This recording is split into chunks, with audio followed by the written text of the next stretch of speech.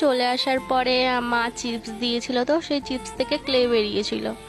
সেই ক্লেটা দিয়েই আমি এখানে এরকম একটা ফুল টাইপের বানিয়েছিলাম, কিন্তু আমার বাবা বলেছে পিনি দেখ সাপ বানাতে হয়, তো এই যে এত সুন্দর করে সাপটা বানিয়েছে।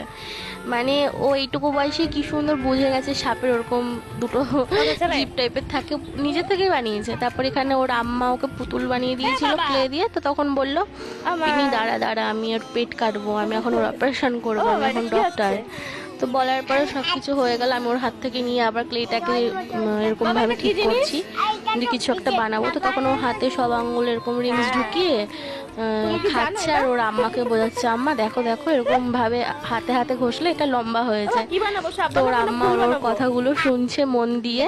তো তারপর হঠাৎ করে মা শরীরটা একটু কেমন লাগলো, তো শুয়ে পড়লো। তো এবার ওর কথা হচ্ছে ওর আম্মা শুয়ে পড়লো, তার মানে ওর আম্মার পায়ে ব্যথা হচ্ছে।